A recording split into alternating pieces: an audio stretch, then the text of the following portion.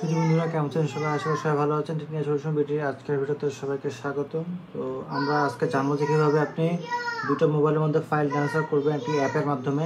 সেটা হোক ম্যাক হোক বা আপনার ম্যাক মিনি হোক বা উইন্ডোজ হোক বা অ্যান্ড্রয়েড মোবাইল হোক, সবখানে ইউজ করা যাবে, সকল প্রকারই আছে। এই যে এটা হলো নাম হলো লোকাল সেন্ড, এটাকে আমরা ওপেন করে নেব। এখানে লোকাল সেন্ড, এটা হলো গিয়ে অনারের মোবাইল গুগল প্লে স্টোর নাই, তো ইয়ে স্টোর থেকে আমরা পেয়েছি, এটা অনার স্টোর থেকে পেয়েছি, আর এখানে গুগল প্লে স্টোর থেকে নিয়ে এলাম। তো আমি এই মোবাইল থেকে এখানে ট্রান্সফার করব। তো এখানে করব হলো সেন্ড, আর এখানে করব রিসিভ, এটা আছে। তো আমি ফাইলে যাব, আমি সামনে থেকে ফাইলে যে এই প্রথম ভিডিওটা আমি সিলেক্ট করব, ভিডিওটা পাঠাবো। ভিডিওটা এখানে অ্যাড হয়ে গেছে। তো এটা আমার, এটার নেম হলো মিস্ট্রি স্ট্রবেরি। তো এটা এখানে 200 দেখা আছে, হ্যাঁ সেখানে 200, মানে এটা ডিভাইস একই ওয়াইফাই কিন্তু কানেক্ট হতে হবে। আমার ওয়াইফাই 5 এ কানেক্ট করা আছে। আপনার স্পিড দেখবেন, এখান থেকে সেট করে দেবো। এই দেখেন যে স্পিড দেখেন কি স্পিডে যাচ্ছে, 360 MBর ফাইল নিমিশে তুলে যাবে।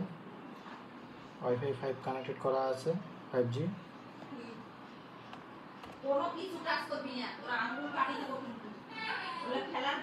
আপনার যদি ম্যাক হোক, ম্যাক মিনি হোক বা আপনার ডেস্কটপ হোক, সবখান থেকে আপনারা ফাইল ট্রান্সফার করতে পারবেন। যারা আমার চ্যানেল সাবস্ক্রাইব করেন অবশ্যই সাবস্ক্রাইব করে রাখবেন টেকনিক্যাল সলিউশন ভিডিওকে, সকল প্রকার টেকনিক্যাল বিষয়ে আপডেট পেতে এবং ফেসবুকের সকল প্রকার আপডেট পেতে অবশ্যই সাবস্ক্রাইব করে রাখবেন।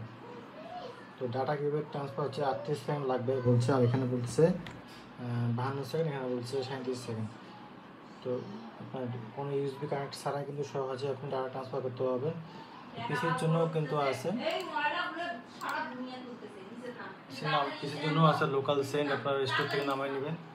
এটাও একই ওয়াইফাই বা কানেক্ট করা থাকবে, এটার নাম থাকবে ফুল অনিয়ন, নাম্বার দেওয়া আছে। আপনি এটা ইউজ করতে পারবেন, ম্যাকেও ইউজ করতে পারবেন, আইপ্যাডেও ইউজ করতে পারবেন, সবখানে আছে এটা। মানে অল ইন ওয়ান সলিউশন এই একটা অ্যাপে লোকাল সেন্ড। এই সেন্ডের মাধ্যমে আপনি সহজে এটাকে ট্রান্সফার করতে পারবেন ডাটা এক মোবাইল থেকে এক মোবাইলে। আশা করি বুঝতে পেরেছেন। আর মাত্র 16 সেকেন্ড বা 7 সেকেন্ড রয়েছে। আপনার নেট যেরকম ফাস্ট হবে সেই হিসাবে এটা চলবে। যে ডান হয়ে গেছে, এটা দেখা যাচ্ছে 4 সেকেন্ড বাকি আছে, তো ডান হয়ে গেছে। এটাকে আমি এখন ওপেন করতে পারি, ফাইলটাকে এখানে গ্যালারিতে ওপেন হবে। আশা করি বুঝতে পেরেছেন। ধন্যবাদ।